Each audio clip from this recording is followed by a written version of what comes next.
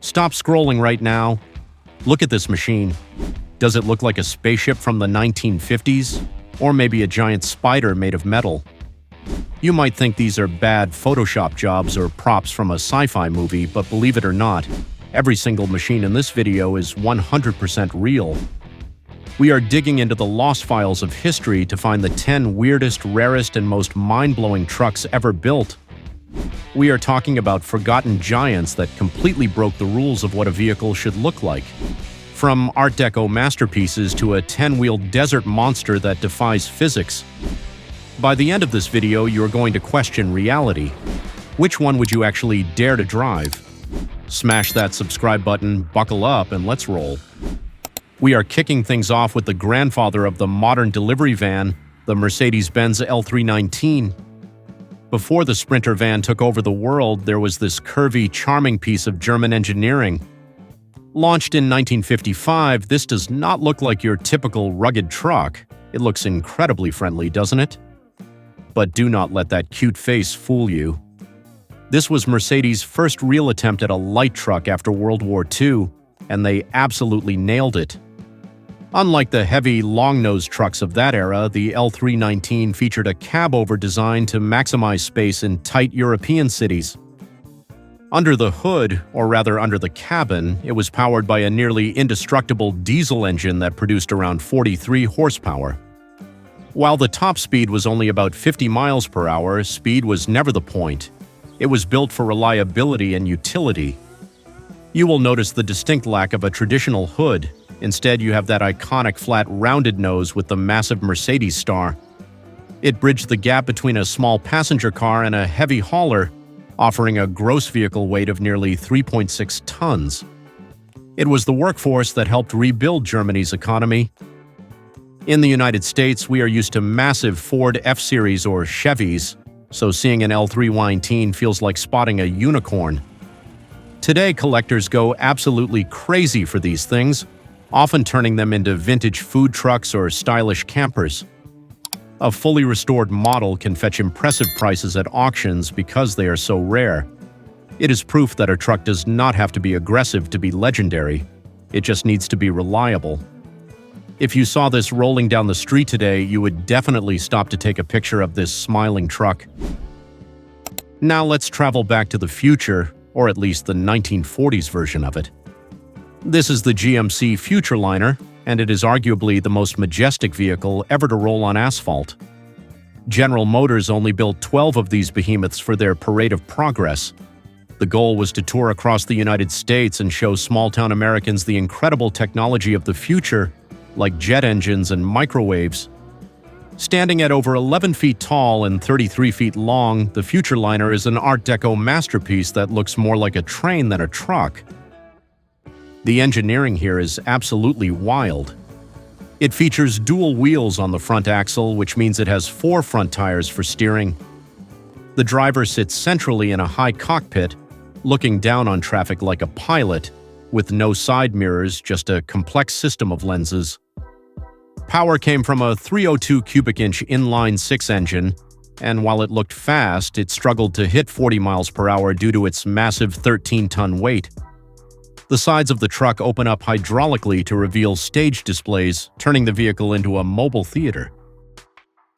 Only a few of these still exist today, and when one goes to auction, we are talking about serious money. One actually sold for over $4 million at Barrett-Jackson, making it one of the most expensive trucks in history. It represents an era of American optimism where we thought the future would be sleek, chrome-plated, and streamlined. It was not just about hauling cargo, it was about hauling ideas. Sadly, the Parade of Progress was cut short by World War II, making the Futureliner a rare snapshot of a dream that never fully happened. If the Futureliner was about science, the Labatt Streamliner was about style and, of course, delivering beer. Commissioned by the Labatt Brewing Company in Canada during the late 1930s, this truck was designed by Count Alexis de Sachnovsky. Yes, a literal count designed a beer truck. He applied the principles of aerodynamics to a heavy hauler, creating a shape that looked more like a grounded airplane or a locomotive than a delivery vehicle. The curves are stunning, earning it awards at the World's Fair for its groundbreaking design language. Mechanically, the Streamliner was built on a White Motor Company chassis, specifically chosen for its durability. But the bodywork was pure art, hand-beaten from aluminum and wood to create that teardrop shape. The cab slanted backward aggressively, significantly reducing wind resistance.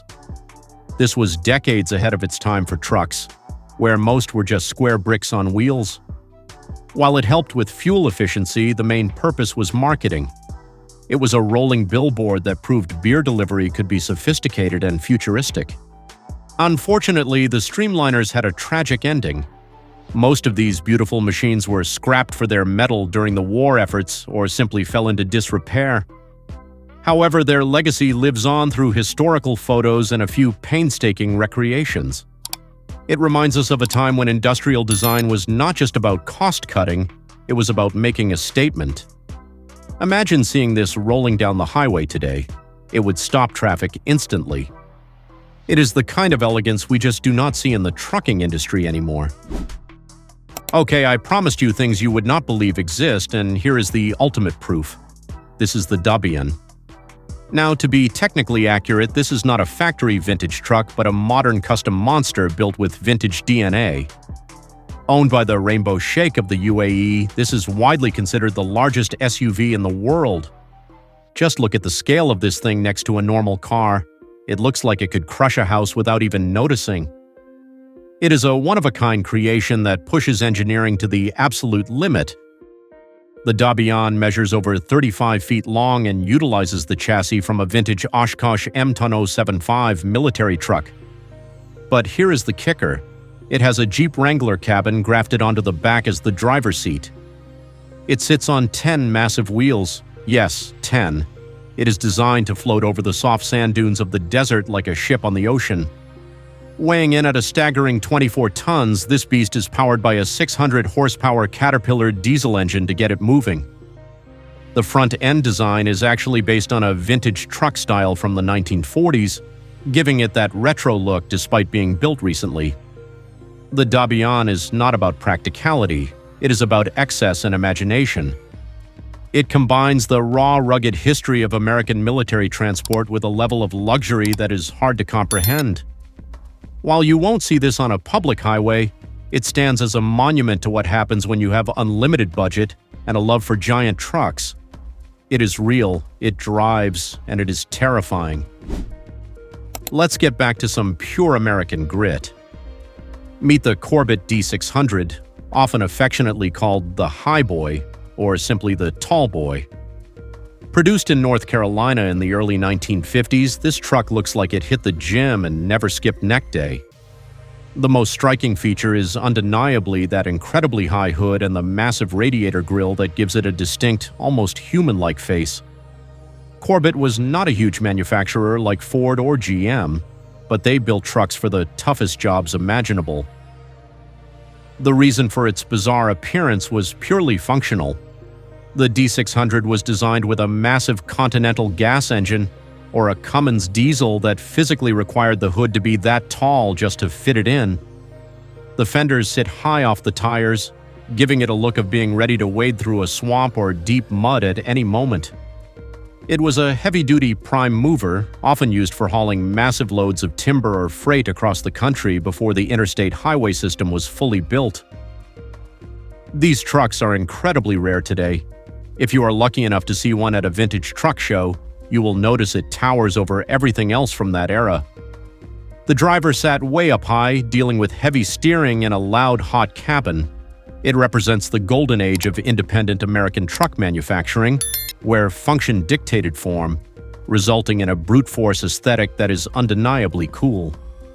The Corbitt D600 is a reminder of when trucks were built by hand, for hands that weren't afraid to get dirty. Now for something completely different. To my American viewers, this might look like a golf cart on steroids, but in the UK, this is a cultural icon known as the milk float. Specifically, this is the classic Morrison electric car. Before Tesla made electric vehicles cool, the British were using these battery-powered workhorses to deliver fresh milk to doorsteps every single morning for decades. They look fragile, but they were actually incredibly robust, carrying tons of glass bottles on their flatbeds while navigating narrow neighborhood streets. The engineering is simple yet brilliant. They are powered by heavy lead-acid batteries, which made them slow, topping out at around 15 to 20 miles per hour. But speed was not needed. Silence was the key. They were designed not to wake up the neighborhood at 4 a.m.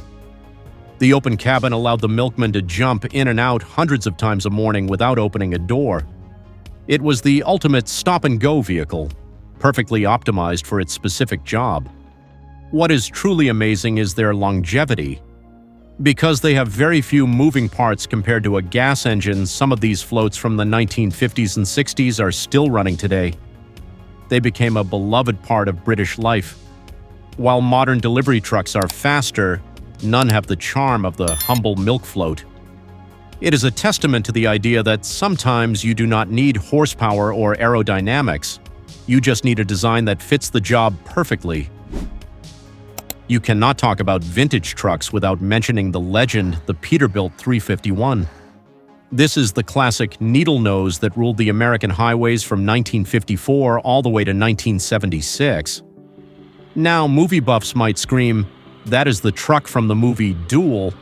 Close, but not quite. The movie used the lighter Model 281, which had a single drive axle. This is the Model 351, its bigger, tougher brother, featuring twin drive axles for heavier loads. It defined the look of the American trucker for a generation. The narrow nose was not just for style, it allowed for better visibility and easier access to the engine for repairs. It is rugged, loud, and smells like diesel and freedom. The 351 features a butterfly hood that opens from the sides, aluminum cabs to save weight, and a chassis that could handle millions of miles of abuse. Truckers love them because they are purely mechanical. There are no computers, no sensors, just gears and guts. Driving one requires real skill and strength. Today, the Peterbilt 351 is a highly sought-after collector's item. Seeing one on the road is an event. It has a menacing, purposeful stance that modern aerodynamic trucks just cannot match. It reminds us of the golden era of trucking when the radio was your only friend and the road went on forever. If you want to experience what trucking was really like in the 60s, sit inside a 351. It is the quintessential American big rig that built this country. If you think three-wheelers are unstable, the British engineers at Scammell would like a word with you. This is the Scammell Townsman, the final evolution of the famous mechanical horse. Designed for the tight, twisting streets of London and old railway yards, this three-wheeled tractor unit could turn on a dime. Literally, it has a turning circle so tight it could practically chase its own tail. Released in the 1960s, the Townsman looks bizarre to modern eyes, with its fiberglass cabin that looks like something out of a cartoon. The single front wheel steers the vehicle, allowing for incredible maneuverability that a four-wheeled truck simply could not achieve. The driver sits in a futuristic beak-like cab. It was powered by a modest Leyland engine, giving it a top speed of roughly 40 to 50 miles per hour, which frankly is terrifying enough on three wheels. It utilized a unique automatic coupling system, allowing the driver to hook up and drop trailers without ever leaving the cab, which was revolutionary for efficiency. However, they were also known for being a bit tippy. If you took a corner too fast without a trailer, things could get scary very quickly. Despite the danger, as a piece of engineering history, the Townsman is fascinating. It solved a specific problem, urban congestion, in a uniquely British way. It is weird, it is wonderful, and it is totally gone from the roads today. Seeing one now feels like looking at a toy that somehow grew up to be a real truck. From Britain to Germany, here is another three-wheeled oddity that defines minimalism, the Tempo Hanseat. Developed post-World War II, Germany needed cheap transport to rebuild, and the Hanseat was the answer. It is basically a motorcycle front end welded to a truck bed. It looks incredibly simple because it is. There is no luxury here, just a steering wheel, a seat, and an engine.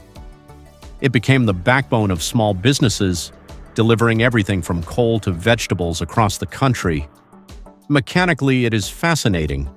It was powered by a tiny two-stroke engine, usually around 400 cc. That means it was loud, smoky, and definitely not fast, topping out around 30 miles per hour fully loaded. The engine sits right above the front wheel, and the engine actually turns with the wheel when you steer. It is crude technology, but it was easy to fix and cheap to run. The blue smoke trailing behind it was a common sight in German towns in the 1950s. Interestingly, after production stopped in Germany, the tooling was sent to India, where it was built as the Bajaj Tempo for decades. It is a vehicle that refuses to die. It is bouncy, unstable, and noisy, but it has a cult following today because driving one is an absolute adventure. You do not drive a Tempo, you wrestle with it. It reminds us that sometimes the simplest solution is the one that lasts the longest. Just make sure you bring some earplugs. Finally, we have the Henschel HS100. When you think of German trucks, you usually think of Mercedes or MAN, but Henschel was a powerhouse of engineering in its own right. The HS100, introduced in the 1960s, is a masterclass in industrial design. It is boxy, muscular, and looks like it was carved out of a solid block of granite. Henschel was originally known for building locomotives and even aircraft, so their trucks were famously over-engineered and incredibly tough. The HS100 featured a distinct bulge on the front grille and the six-pointed Henschel star, which is different from the Mercedes star. It was powered by a robust diesel engine that offered high torque for heavy construction work. These trucks were the kings of the construction site, hauling gravel, cement, and machinery without breaking a sweat. The suspension was advanced for its time, designed to handle rough terrain while keeping the heavy load stable. It was a serious tool for serious work. These trucks are incredibly rare now because the Henschel brand was eventually absorbed by Mercedes-Benz in the late 60s. Seeing an HS100 is a reminder of a lost brand that prioritized durability above all else.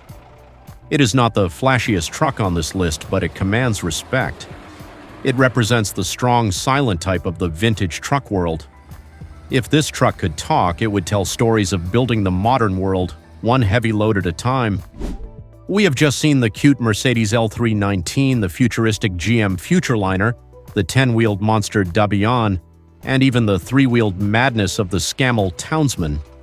From German efficiency to American excess, these 10 machines prove that trucking history is anything but boring. So, I have to ask you, if you could restore just one of these and park it in your driveway, which one are you picking? Let me know in the comments below. Don't forget to like and subscribe for more insane machinery. Thanks for watching and keep on trucking.